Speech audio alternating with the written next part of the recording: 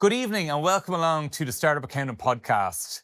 This evening we are joined by a panel of people from the Startup Awards, and what better way to do it than have Stephen Dillon, the founder of the Startup Awards, Ros, a judge and sponsor of the Startup Awards, and then Matt as well, last year's Grand Prix winner. Thanks guys very much for coming on board. Round of applause. So for those of you who aren't familiar with the Startup Awards, it's an awards ceremony every year for startup businesses, and it's just a really good way to launch your business and actually find that elevator pitch that you may not have, or you may not even know that you have. So, Stephen, we'll start with you. How did you come up with the Startup Awards, or what way did it come about? Okay, so well, firstly, thank you very much for this initiative. Great from Cronin's and Startup Accountant. So Startup Awards are 14 years old this year, which is hard to believe. I'm putting a date on myself here now. But I suppose starting a business is incredibly hard. And anyone who's done it will know how difficult it is. It can also be a kind of really lonely place. So I first quit my well-paid job in 2005 and opened an internet cafe in Blanchardstown. Didn't have a clue what I was doing. Glenn, who's my accountant, will say I still don't. So I went online. I jumped online and said, how do you start a business? And I kind of, all this stuff kind of came up. Is that in the internet cafe? Yeah, exactly. I had time on my hands. Yeah. And it was stuff from banks, and it was confusing. So anyway, I launched a blog effectively called startups.ie, and people started engaging with the blog and saying, well, we can help, and I'm a lawyer. Do you need legal advice? So we created this kind of community, and it was fantastic. And then I realized how hard it was to start a business, and I kind of saw a gap for an event just to recognize how brave people are who go for it. There's award ceremonies that kind of really recognize success. Won't name who they are at the competition. But you've turned over 40 million, 50 million, well done. But at that, the real hard yards when the struggle is real, those first couple of years, very lonely, very difficult. There wasn't really a singular entrepreneur-led event, just kind of recognizing, well done. Whereas the Startup Award is very much about saying, well done, keep going. We're obviously trying to find the best startups in the country, and we do. But it's also about kind of just getting the community together, getting people who are often working on their own, working from a kitchen table, working from hot desks, giving them the opportunity to come together. We hope, you have to pitch, so you have to kind of enter, and then you have to pitch in front of judges if you're successful. So, it helps people focus on their business and where the business is going. But yeah, the origin of it was that, I myself, in launching my own business, understood how difficult it is and felt that there was really a gap there for, an event to just recognize people who've taken that plunge. No, absolutely. Just jump in, and that's the thing I love about it as well. Yeah. It's that Dragon's Den moment of you walking into those big offices in McCann Fitzgerald and going, shit, yeah. What am I talking about? And the first night was actually, I think, 2011, and it was black tie, it was the Burlington Hotel, it was lashing rain.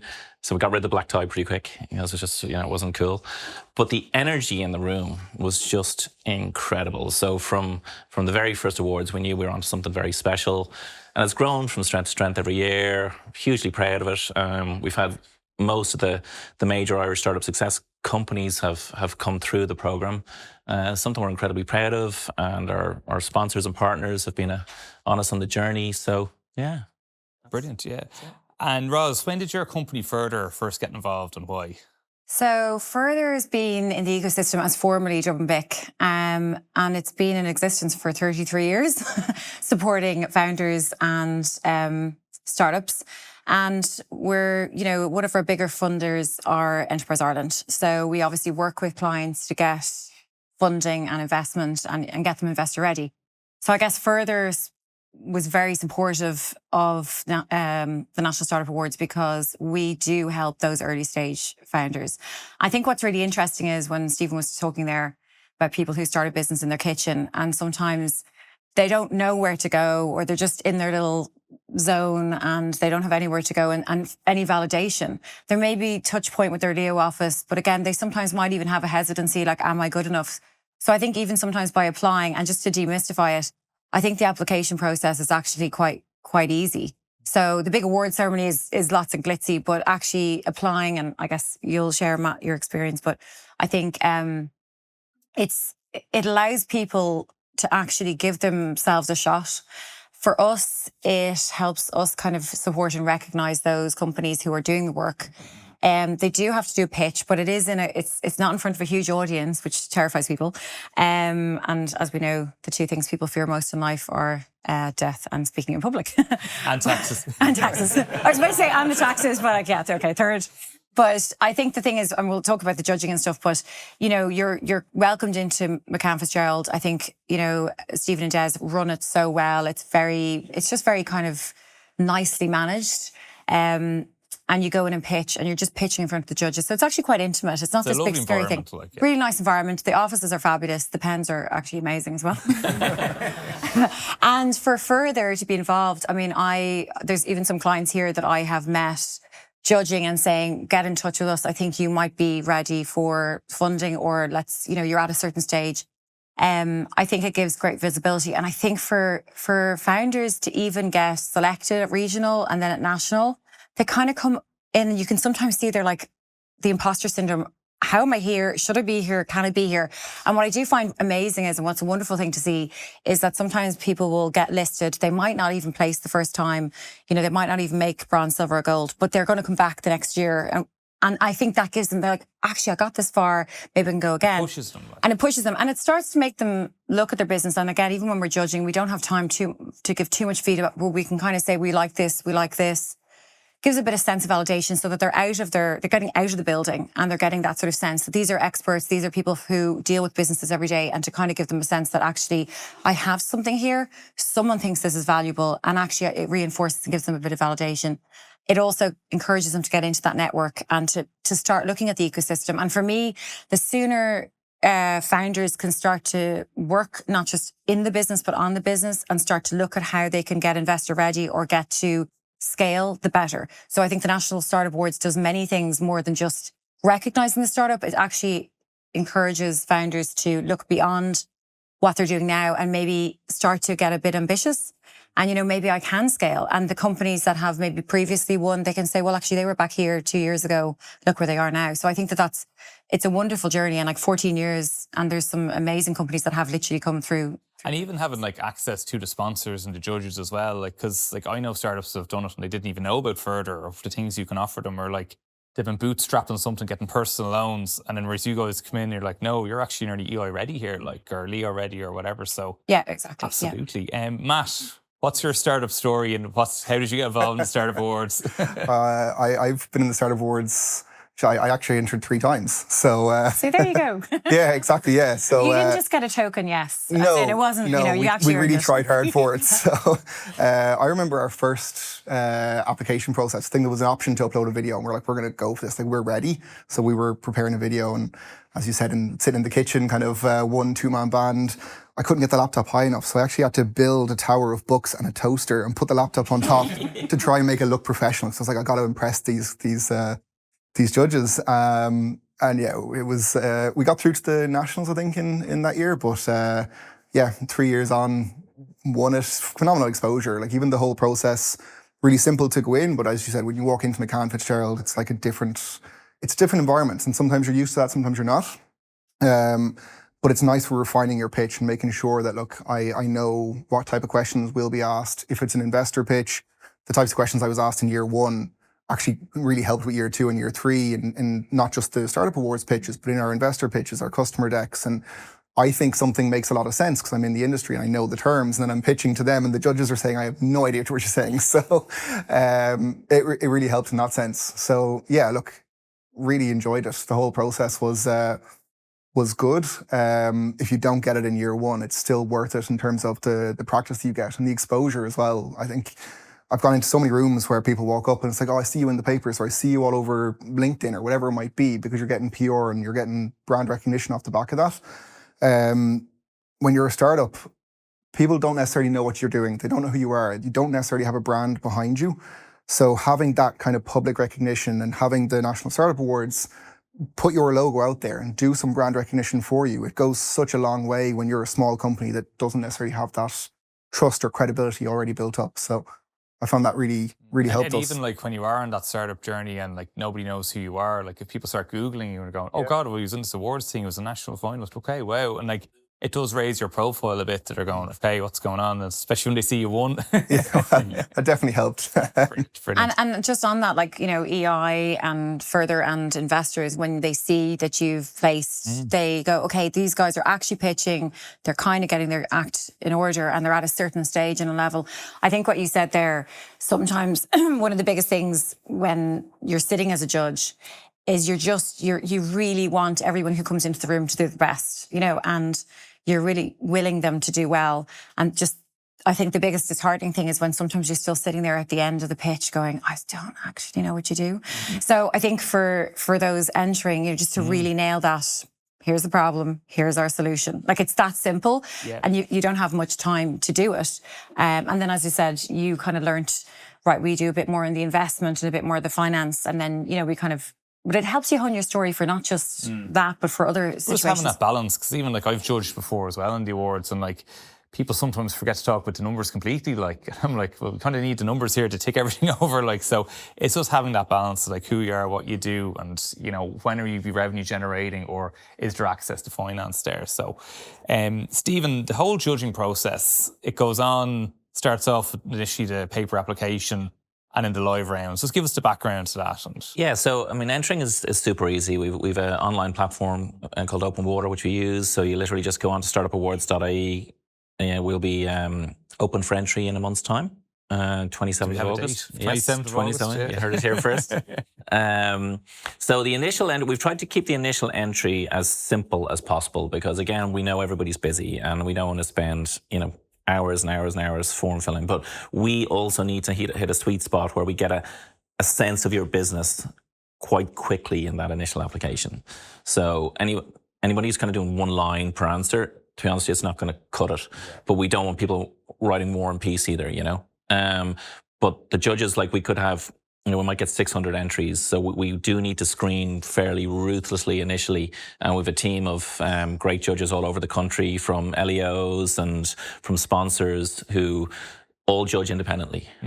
And then the scores come back, and it's literally an aggregation and a whittling sort of down process where, okay, these ones have scored higher, and then they move to the next level of judging. But we tried to not take up too much time, but at the same time, we need to get a sense of the business quite quickly as well. Absolutely. And the ambition and, that kind of thing. And you find like AI is a factor now? Like this one we're going to be watching out for this year. If there's a startup out there doing a AI screening bot, then yeah, exactly. Listen, I think, the human touch and the passion is always something that's so important in applications and in pitches. I don't think AI can replicate that just yet. No. So yeah, will be something we'll be watching out for this year. But no, it's funny. Like, we're all, the human side of it does come across, and I say the passion and the, you can't really fake that. No, absolutely. And Ros, when you're judging, what would be the standout factor, or what do you look for?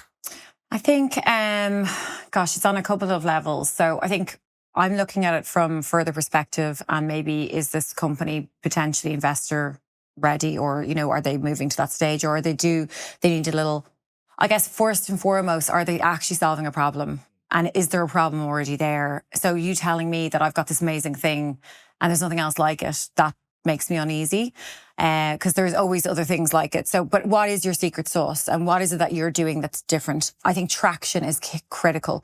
Even if you don't have financial traction, but you've got beta testing, or you've got some kind of, somebody who actually is using it, and you're beyond concept stage. So I think it's hard. Now there is a number of categories, and one is for very early stage. So that is, but for the other categories, seeing that business model, that there's a financial acumen. I think for me, I'm looking for the balance between, and sometimes people bring in like two co-founders. So I'm looking for the balance between the commercial and the technical, whether it's a product or whether it's a platform. And I want to see that they have that. Most importantly, I think it's the person, because people invest in people. The passion comes through, and you can't sit and watch a pitch when someone is literally put their heart and soul into it, and then they have everything back. They're the ones who you can see that through all the difficult phases, they're actually going to keep going. And that's what you're kind of looking for. And it's something, I guess, it's a bit like, it's a bit of the X factor, but it is kind of like that there's something. So the perfect pitch is when you have that passion, when you have that clarity on problem solution, and you have traction, and you have ambition to grow.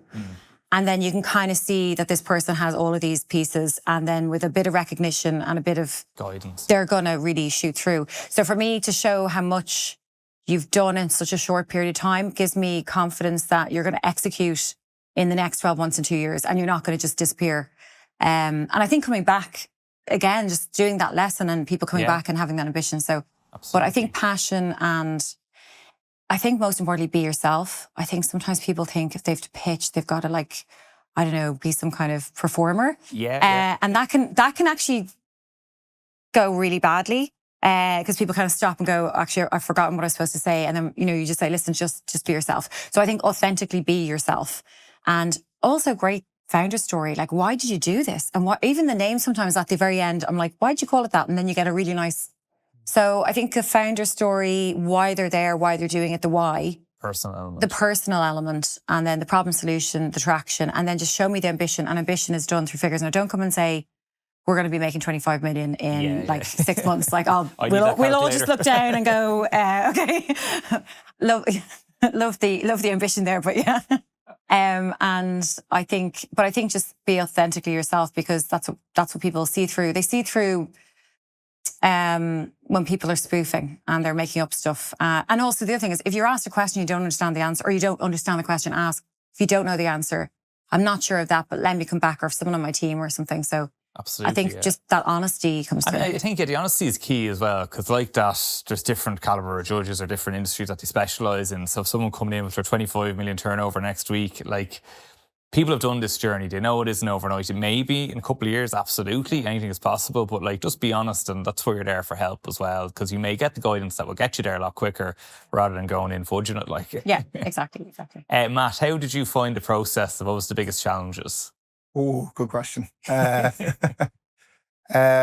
was simple, really, really simple. As you say, it's a short form. Don't do one-line answers because it's not going to go anywhere. You can't tell your story, but also it took 15, 20 minutes, something like that. Like, it's not a huge investment for you to have the return on investment and opportunity. So process, very simple. I think we went in and it was when we were doing the pitch, the prep work that goes into that, that's the hard part. As you said, in our first year, I think I was trying to figure out how do I pitch a cybersecurity product that everyone I pitched to is so technical. I get into the technical details, and I tried to figure out how to do that. So we ended up coming up. I have a feeling you might have been in one of our pitches. I'm not quite sure. Yeah, but, I was. That's what I thought you'd forget. I think we pitched "Where's Wally" as our pitch, because we were like, how do I communicate this? You did. And, I was that one. Yeah. Yes. So it's very good. It works in certain respects, where you're trying to communicate a really complex use case or whatever it might be. And a lot of people in the room here might be really technical. They might be unsure on how to communicate that vision. So we came up with a really simple way of saying, well, here's Where's Wally. This is what we do. And we said, look, if you're trying to find Wally, that's what it's like, trying to understand what vulnerabilities and what security risks you need to identify. And then we just graded out, and we had one big highlight and said, that's the risk you need to focus on. And straight away, the room got it. So I think we spent so much time going over and over and over with pitches, trying to prepare for it. And I think that's the hardest part. When you're in McCann Fitzgerald's office or wherever you're doing your pitching, that's not the time for going over your pitch or anything like that. That's the time to just relax. Just, you're there now, be yourself. Don't forget if you've forgotten your script and you're there with the page beforehand trying to rehearse every line. That's a surefire way to forget something and throw your pitch. It gets really complicated.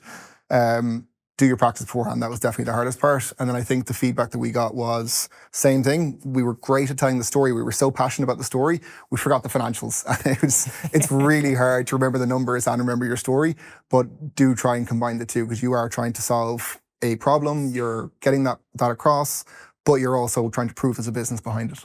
Just on that as well, I think, well, two things. The persona thing I just want to talk about, and then the practice.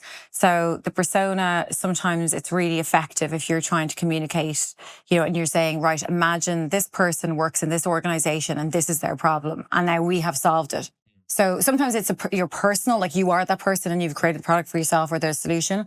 But to give that analogy is really, really useful. And it just, you understand it within seconds. And sometimes it can be visual. Yeah, just keep it simple. Yeah. So I think that can be, and there's different ways. So you did a really good job in terms of that. And then you've spent so much time, as you say, on that. The financials kind of didn't get as much attention. And then you learned from that.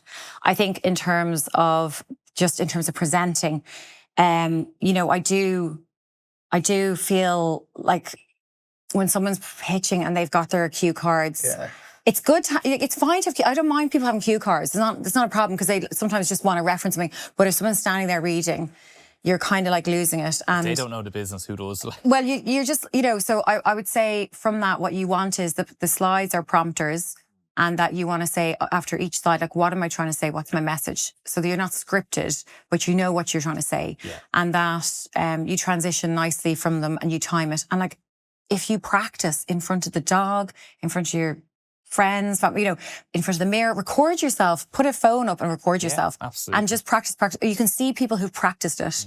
And that really does show. And I think that's a great tip as well. Cause like that whole anxiety going in, it's like the exam trying to get all your notes together. Like, forget about that. Like, you have the slides, nobody knows what's wrong. Like, you go in, tell the story as you see it, and just relax. Because then that's the difference. Because if you're going in a ball of nerves trying to read something, or you just go in and shoot the breeze for 10 minutes. Yeah, and I think it's important to remember that this is the Startup Awards. It's not the Ernst & Young Entrepreneur of the Year Awards. Like, I suppose you're entering the Startup Awards ecosystem as well.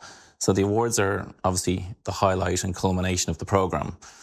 But we don't want to intimidate people by saying, fantastic business and fintech is an incredible space. But we've got 11 categories. There's like food and drink, and there's manufacturing, and there's so the pitching is a skill, and Roz is spot on. Like, you need to practice if you end up in the sort of Dragon's Den style in McCann Fitzgerald offices, which are fab. But I really think for all startups, it's just great to enter the ecosystem and I think even the questions that they're asked in the application form will help you with your business. But you'll also be in the network, and you'll have contact with the likes of Cronin's, Startup Accountant, McCann Fitzgerald. Enterprise Ireland will see you early. They mightn't.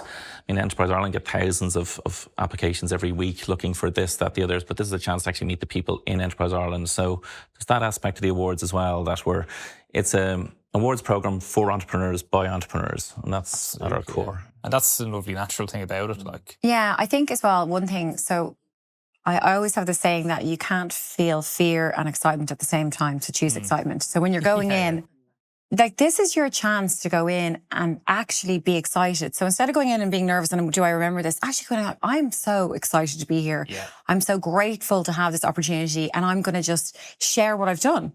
And just go in with that enthusiasm. And you can see the founders who come in and do that. And they're super like wide-eyed and whatever. And we're there smiling, going, we're really excited to hear you. Absolutely. No one's there to catch anyone out. Exactly. And I'm there, we do 2 full days, and I'm there. And the last pitch, I'm as interested and rejuvenated in energy as I am on the first. And that sounds a bit strange, but you really are.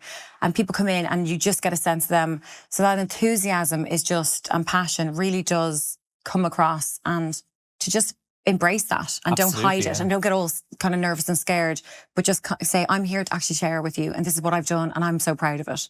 And be proud, because if you get to that point, you're doing something right. Absolutely. Because how many applications come in every year, Stephen? And to make it that far, you should give yourself a pat on the back already. Yeah, absolutely. But I also think it's a massive thing in the networking, and there's a lot of smart entrants on the night or network in the room. Yeah, absolutely. So okay, maybe they didn't win, but they're straight over to the Enterprise Ireland HPSU manager going, hi. Or even someone else in their industry that they know was a couple of steps ahead of them, go over, shoot a breeze with them. Yeah, I hope you had some fintech networking with 100%. Oh, you'd never catch me darting over to somebody being like, hi, how are you keeping? Very good. Stephen, over the 14 years, there's been a serious impact for the Startup Awards with startups. Who would be the best success stories you could have? God, over the years, we've Kyo's Crisps were in, they won food and drink, one of the year, early years we've had Gym Plus Coffee, Mana Drone, phenomenal kind of fintech, medtech, health tech, and obviously last year was a huge year for AI. So I'd say most of the the big Irish success stories have come through the program at some stage over the 14 years, which is great. Listen, it's a great little country, and every year there's a new crop of startups. It's phenomenal. Like same energy, same passion, same hunger. But I think it's really important for people to have, Enterprise Ireland would call it global ambition. Like it's a small island. It's hard to make it just in Ireland. Yeah. So it's great to see companies who have, global ambition. They want to expand internationally. They want to get off the island as well. But yeah, we've had the good and the great and the. No, absolutely. And sometimes I think Ireland is a nice kind of market as well, because there is that side of it, like everybody nearly knows everyone in some respects. So people kind of buy into your brand a bit quicker, like, and they feel like they're part of it. I do think though, like Ireland's great because we have a huge amount of resources that other countries don't. However, it's actually hard. So if you can kind of start to make some headway here and you start to internationalize and you've tested it here, you're probably going to find it in some ways easier in different markets. You've kind of done all your mistakes and you've learned your lessons. But I think what's really important, and again, I'm always saying this to people, we have an amazing ecosystem of supports that other countries don't have. And I think people, when they get involved in something like the National Startup Awards, they start to see that ecosystem and they start to realise that there are supports. And then at certain stages when they're ready, that they can avail of them. But it's again, looking at, if you can do something successfully here, we do need to see that you're not just sticking here. And, even UK and obviously then US and the rest of Europe. But to see that ambition is really critical. EI want to see it. We want to see it. So being a lifestyle business is great, but it's not what is going to be sort of the next big thing, and you're not going to scale up with it. And do you find like awards ceremonies like this are great for startups, and it does accelerate them on to actually go internationally? Well, I don't know if you found, but I think with some of the feedback from maybe the judging panel, we will sometimes say, look, you're really focusing in on this market and this product, but maybe have you thought about this? And then they sometimes come back the next year and go, do you know what? We just started to go for it, because I think sometimes people are waiting for something. Yeah. And sometimes I'm like, well, just reach out and maybe see if there is a potential, because it's going to make you so much more investable, and if you could scale up beyond the island of Ireland, and sometimes people are just stuck in the bubble of their own business. They don't take that 2 seconds to step out of it and look at the bigger picture, or they're just so indebted in it that they want to keep going. Like it's sometimes tough as well, like, no offense, but you're getting advice from family and friends, and maybe they're saying, like a bit with X Factor, you're a great singer, but really you're not. And we're there sort of sitting and being critical and saying, look, this is for your own good. We may say some tough things. Usually we're not. We're doing them for your benefit. We want you to see you doing well. But you might not have heard that. I don't know if you found that. You might not have heard, or I had that objectivity from other judges who see in, say, a category like fintech, all the fintechs, and you're judging you against your category. Because sometimes people who you might talk to, maybe finance people, they know business, but they're not necessarily in your sector. So I think when you're judged against the others, you get a sense. I don't know how you feel about I think especially if you're talking to people who know startups and they've seen it, they've been there, they've done it. So you can get advice from somebody who's done corporate in Ireland for a long time and been very successful there. Ireland's a phenomenal place as a testing ground, and you can get your business off the ground there. You can get your MVP up and running. You can get initial traction, but you are going to get off the island, and you're going to have to. And as you said, you will find it easier. Going through something like the National Startup Awards, you build that network, whether it's advisors, it's judges, it's other startup founders who've been there, they've done it. And as you said, on the networking night or on the finals night, the amount of networking that's done in that room, not just with EI or with the LEO or with Further or anything like that, it's with the other founders as well. And I know I spoke to a lot of people who were about 2-3 years ahead of me at the time, and I learned so much off them. We kept in touch a lot of the time. So it definitely does help. Brilliant. No, it's great even for that platform, because it's a lonely place. Like you have your friends, your family, your neighbours telling you you're mad, don't pack in your job, but you know in yourself and your gut feeling you're going to go for it. Like, and unfortunately that's the roll of the dice you have to take. And and that's why something like this is so important, that you have that support of people behind you. Matt, how have you found winning the Startup Awards? How has it improved your business? Or I suppose in terms has it changed your life? Significantly. Drinks are on Matt. Yeah, just they are not. We're not doing that well. Look, it was phenomenal. I don't think we expected to win it, is the honest answer. I couldn't make it on the night, which was unfortunate. So we definitely didn't expect to win it. And so, yeah, look, I think, as I said earlier, walking into rooms and having people know who you are, or I've heard of you, or, you know, you're doing really well, I saw you won this award, and all of a sudden you build that trust, you build credibility, and kind of what we were talking about earlier around people buying from startups. It's a high risk, and it's, you know, if I buy your product, am I putting my name on the line by buying your product into my company or whatever that might be? But having National Startup Awards, we won the National Startup Awards behind you, that immediately builds trust, it builds credibility, it makes that sales process easier, it makes the marketing initiatives easier. You are able to have an elevated conversation with your customers, and there's just an element of trust that's kind of pre-built there. So for that perspective, massively helpful. Brilliant. Yeah, because I know a lot of people come to me sometimes, they say, oh, if I have a limited company, people take me more legitimately. I'm like, no, don't listen to whoever's telling you that. Get off the bar stool advice. Yeah. Yeah, there's a time and a place for that, and that's kind of investment level, or, you know, when you're scaling. But yeah, Absolutely, it's expensive to run a limited company, and you need to test first. No, but that's it. And like, I always make sure people are 110% ready for that limited company before they do, because straight away you could have like 22 deadlines on top of you that you don't even know about, and you're going to miss half them, and there's fines and penalties, and then the business doesn't even work out and you're carrying them. So no, absolutely. It's I always have a good chat with people before they do that misstep. Stephen, for any founders thinking of entering this year, what would your top tips be? Top tips. We do kind of, we will dig a bit deeper. So we'll look at websites and socials and stuff. Now I know, like, it's not the be all and end all, depending on the category you're in. So what's emerging, we won't expect you to have like 13,000 followers or 20,000. But we do kind of, when we're doing the screening and the background checks and stuff, we will jump on websites and do a little bit of digging in the background.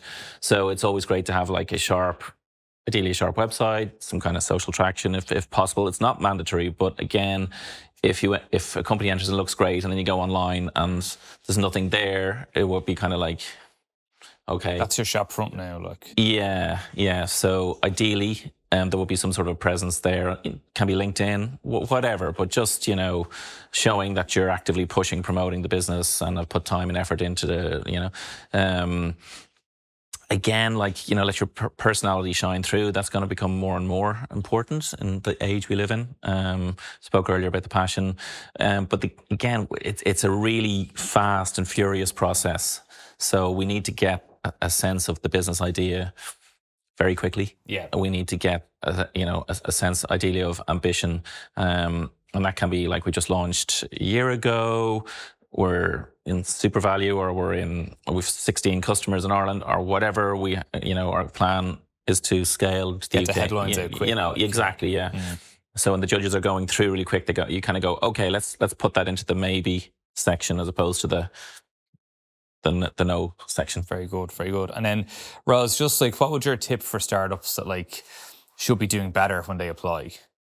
Well, it's just what Stephen was saying there. So I always kind of look, when I'm analysing something and I see a kind of an overview, I look at decks all the time, or again, not just for this, but I always say, right, you know, first of all, just tell me in 30 seconds what it is you do, who are you doing it for? And that could be B2B or D2C, like, what is it? Who are you selling to? And then, you know, what stage are you at? Is it MVP or is it launched? So I get the sense of where you're at, and then any traction, and citing any, you know, clients or customers and names are critical. So those kind of headliners, I'm like honing in and trying to find. And if I have to search for that information, you're kind of losing me. So I think in terms of that, just to be really concise and drill down in that, as I said before, the problem.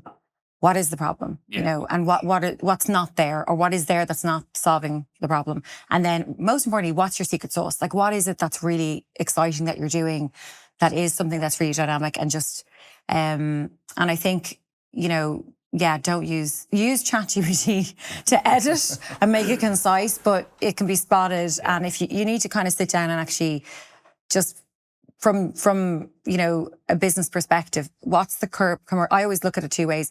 I want to see a balance between commercial and technical. So tell me about the product or the platform, tell me about the tech stuff, but also tell me about the commercial stuff. Yeah, absolutely. And then most importantly, founder story. Like, as you said, with the TikToks and everything, that people are buying from people, and even if it's B2B. So that founder story and the why, like, why are you doing it? And why are you doing it now? So those kinds of elements, and I'm probably just giving way too much there, but, you know, but as I said, what is it that you do? who is that you do it for? Because sometimes people miss the customer. Absolutely. And like, who's buying this? You know, and if you've asked those questions, and then if you have any traction at all, or any visibility, or you've won anything or done anything, and then if you've any international sales, oh my God, I'll be like really sitting up and going, this is fantastic. So yeah. Absolutely, yeah. And Matt, like looking back 3 years ago, what tips would you give yourself to have a better application? Did you hit all of those things? I On the third don't time? think on the third time, I think we did. I think on the third time, we didn't focus on here's how we do it. It's here's what we're doing, here's who's using it, here's my story as to like why I started the business and, you know, why this is a burning problem. Why is it that me and my team are the right team to solve this problem? And here's how much traction we've got, whether that's from a customer or from a financial perspective. But hit those points, and the judges are there. They've only got, I think it's 5 minutes. If I'm not 7 minutes. 7 minutes, yeah. And Des is banging on the door. Yeah, exactly. Yeah. But it'll not. So And then we go, just finish up, it's okay. it goes really quick, and so making sure that you use that in the most efficient way possible. You don't want to get to the 7-minute mark and all of a sudden someone's cutting you off, or you didn't get to the end of your presentation, or that's where the rehearsal really comes into it, and make sure you're nailing those points. Don't dive into the detail because you don't have the time for it. And even to have that 5-minute pitch in your toolbox is like so valuable, because you'd never know when you're at something and you might say, hang on, whoosh, you can throw it out and it comes out polished, and it's, you can I think that's really important, because if I'm making introductions to investors or syndicates, I will not make an introduction for any client unless I don't send it, but unless they have something to send. And that could be an investor teaser, it could be a deck, but they have to have something. So if you can hone it for this, you actually have a calling card, you have something to show. That obviously it's better when you explain it, but at least they can kind of see you've even gone to the trouble of writing it and putting it together. Yeah. And I think also text-wise, just give visual, keep it kind of clean. You know, it's worth getting somebody who has, if you don't have those talents or skills, get someone else to help you with the deck and make it, you know, put your Invest in it, branding, like, put a bit of time into it. It does really show. And then you're also going to be proud when you're going in and presenting, rather than just like text heavy. And I think the worst thing as a judge is that you know that there's about 3 or 4 or 5 slides that they never got to. And they spend, and sometimes I notice when people present, they either do one or two things. They speed up or they slow down really slow. So you just, by practicing, will get that mechanism. And you need to have a clock in front of you. And you need to know by slide 2, I even break it down to like, you know, you have like a minute per slide or 30 seconds for this one, and time it. And people kind of underestimate that. But you imagine coming out and getting through half your deck. Yeah. You're kicking yourself. I think we timed it so many times. I knew my pitch was 6 minutes and 37 seconds, plus or minus 10 seconds. And I was like, I knew if I delivered at this pace and I'm at this slide when I'm supposed to be, I'm on track to deliver within the timescale. And I think we did. We came in just under. So Absolutely, yeah, because it it's is so helpful. like you get distracted, you're nervous, you're anxious, and it's so easy to go on a tangent like that. I remember there was one year I was chatting to someone after, and they were like so conscious of the time because it'd gone over the year before.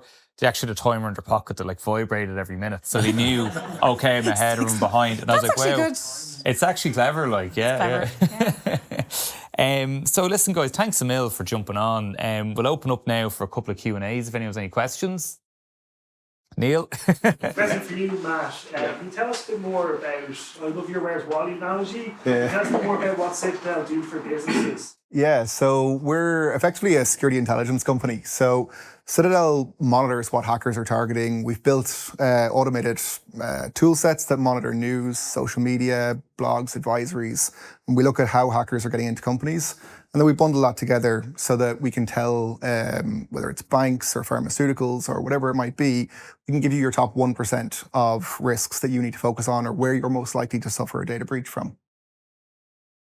Thank you. Thank you. And that's such a big market at the moment now as well. It's like data is so key. Like it's, you know, the amount of, like if your OneDrive is compromised or whatever. It's Or your like, CMNS last week, and all of a sudden it's like Exactly. 300 million worth of downtime that's been impacted there. It's really becoming a big problem. And even you look at the HSE, they were hacked like how long ago? Yeah. Emirates. Like it's literally, if you leave your back door open, someone's going to come in. Like, and Absolutely. it's scary. Like, I'd say you see all sorts of stories on the IT security side as well. My problem is we see too much, and so everyone's like, "Oh, this will be fine. I'll just click this link or I'll do this," and it's like I know where this goes. So it can be. Yeah, look, it's a massive challenge. It's a growing industry, and look, we're lucky to be in it at the right time. I think when you're starting a startup, timing can be so important. I think you can't always judge timing. Like it's a case of being in the right place at the right time, but the harder you work, the luckier you get, I suppose. So yeah, it's definitely a growing market for us. Brilliant, yeah.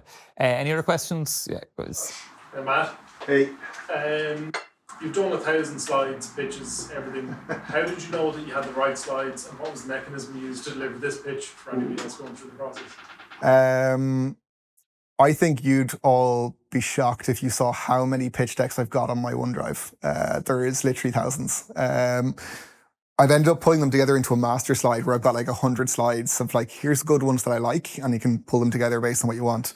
I think I actually treated the Startup Awards as an investor pitch deck, and I actually turned the Startup Awards pitch deck into my investor pitch deck afterwards. So it is useful for that sense. I think if you follow what would I want an investor to look at if they're assessing my business, then that's probably what you want to put into your pitch deck. So you don't want 3 or 4 slides talking about the problem and then 3 or 4 slides talking about the solution.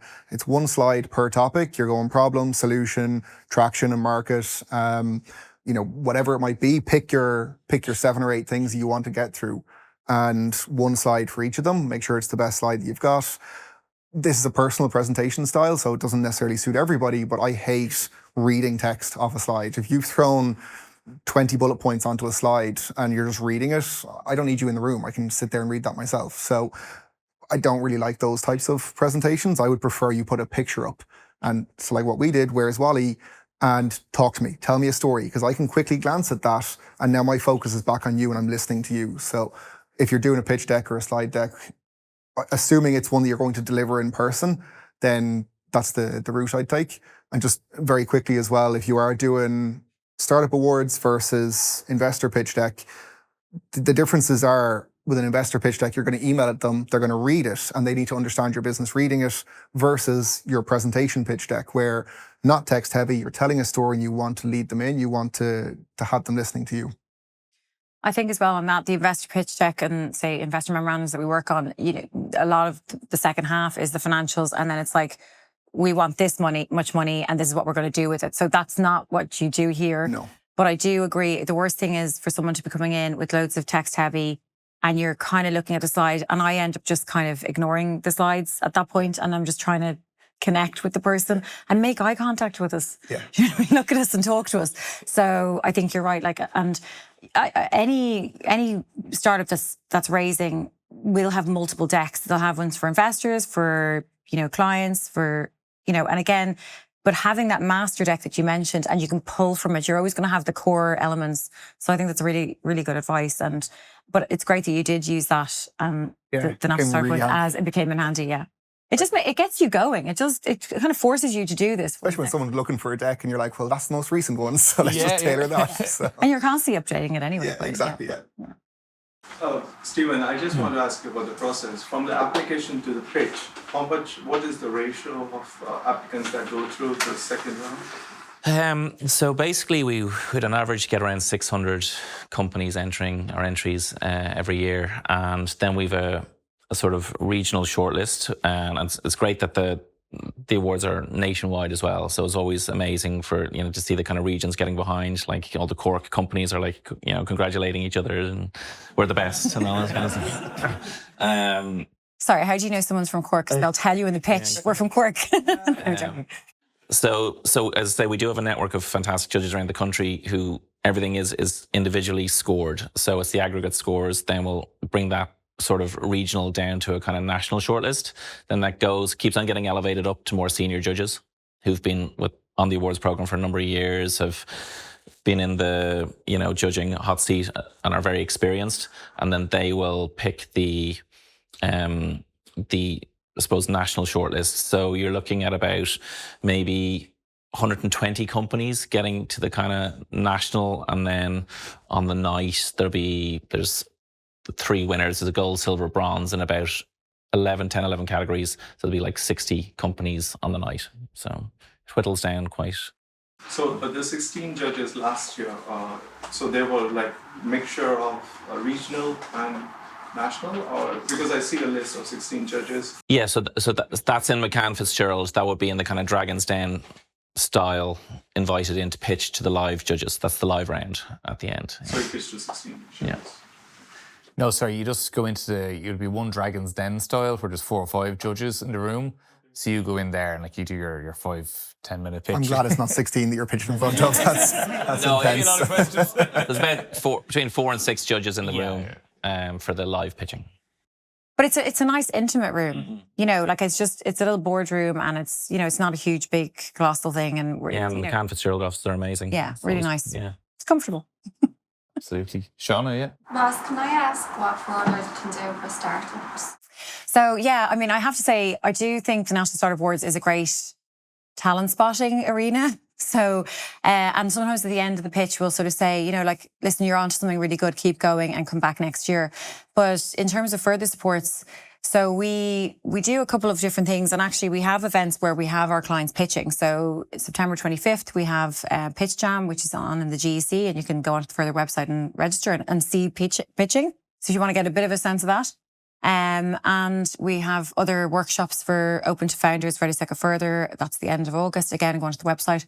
And then we do one-to-one mentoring. So, you know, we're funded significantly by Enterprise Ireland. So we work with clients to get them investor ready. Now that might be for EI funding, like pre-seed funding or HPSU, high potential startup funding, or we get them ready for, you know, investor, you know, syndicates, etc., depending on where they're at. So we do the one-to-many and we do the one-to-one mentoring. So yeah, and again, we're there to support. It's pro bono. Everyone kind of thinks, where's the catch? And I'm on a call. I'm like, no, we're free. So, you know, and to support you through those processes and those, you know, that journey, and also getting you investor ready and getting your decks. And, you know, so if we can spot talent at National Startup Awards, we're going to say, right, you know what, you actually could be potentially ready for PSSF, or you could be in another year if you do X, Y, and Z. So it's worth sort of engaging and starting to see what do I, and that's one of the best things. It's like, I'm here now. What do I need to do in the next 6 to 12 months to potentially get myself to investment stage? And sometimes just having that 5 minutes with someone like yourself to can say. Well, I think further are brilliant because there's certain things that you can't necessarily ask Enterprise Ireland. Yeah, they're the judge. They give the money or they don't, and we help. But you can ask further. Should we? Is this right? Is this someone in your corner? Exactly. And sort of application forms are complicated, and even decks and getting that advice on prepping a deck and pitching, and, you know, so all of that stuff is really critical. And look, there's Leos out there which are fantastic, and again, at certain stages you might be early, so I'd be like, go to Leo first and then go through that, do New Frontiers, and then when you're ready you'll come through us. And some people don't even know the difference between Leo or Enterprise Ireland now. It's like Leo is kind of the starter off one and Enterprise Ireland is the bigger hitter one. Like, but even someone to explain that to them and tell them where they fit in at the moment and where they could be in a year or two as well, or 6 months. Like, and what's also really impressive is actually seeing a company that has availed of Leo supports and then are understanding the supports in the ecosystem and grants, etc. And they've kind of used those. Investors are really impressed that if you can kind of really, you know, bootstrap and lean grow at this stage, then if they give you money, you're going to take care of it. You're sensible, not, like it. yeah, exactly. So, you know, you know why you need it. So I think further is a really good, as you say, EI can't consult for you. They can't give you advice. They can just say yes or no and give you a bit of feedback, but further can actually support you and say, look, this is what they're looking for. Maybe this is, and again, working through your business plan and strategy. So absolutely, it's such a key resource. Any other questions yet? Yeah, Matt, so did you started bootstrapping or did you receive some funding? Or? Yeah, so kind of to the point you were making there, I've been very good at taking the money off the table. So I started bootstrapping. I was doing consulting because I knew there was a problem. And I knew, look, my background is in consulting. So I worked in Accenture, I worked with the police force, I've worked in banking. And when I left, I knew there was a problem around risk management and how we manage that, but didn't really know what that was or what it meant. So I started consulting for a couple of years. I did about 1.5 years or so. Went to the LEO. They gave me funding to actually hire my first employee. And so we took that, and that's equity free, which is phenomenal. So you know you're getting it as a grant as long as you meet certain criteria. And that teed us up to kind of get something ready, start moving towards being a product. I got into the New Frontiers program then, so did that one as well. worked my way through there, and that got me my introduction to Enterprise Ireland. Worked through that, moved on to the NDRC program because they offered more money, and so we were moving that direction. And then we ended up taking VC money, so venture capital and Enterprise Ireland then came in at that point. So we did about a year and a half, maybe 2 years of bootstrapping, and then started building a product then after that. And it was when you're building a product, that's when you go down the funding route, and that's when you're starting to move towards Enterprise Ireland ready, and that's when you start moving towards the likes of Further and VC money. Whereas when you're still in the early stages and you're figuring it out, New Frontiers and the LEOs, phenomenal resources to have. Absolutely.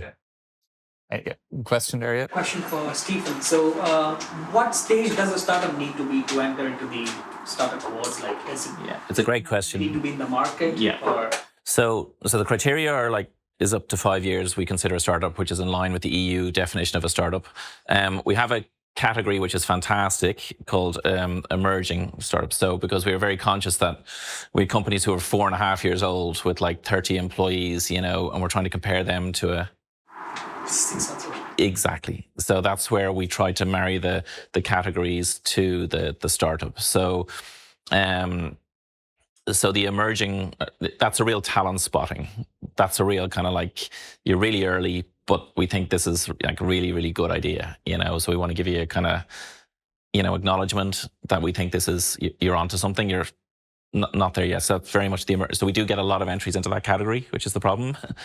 And then other categories, like fintech, medtech, there's going to be less medtech companies in Ireland and fintech companies than, maybe so. So yeah, I mean, it's can be anything from the idea. We have had companies go through at the idea stage in the emerging category.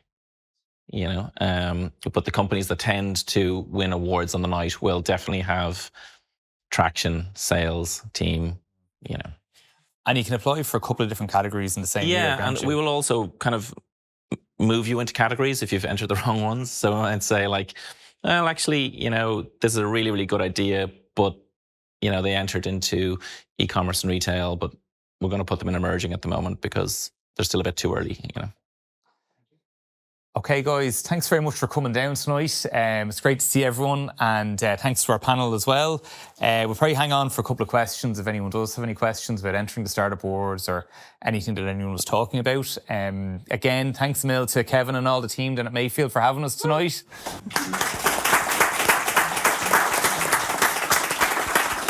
And so this is like, again, thanks a lot for coming down, guys, supporting this, because we're trying to get these quarterly events going now where it's good for networking, and the whole Startup Awards alumni as well is what we're trying to like get together of a community of startups. And in fairness, look, it's been a great evening so far. So what we'll do is we'll finish up here and then we'll head over to Turn Your In for a drink if anyone wants to come. And listen, thanks very much for coming down, guys.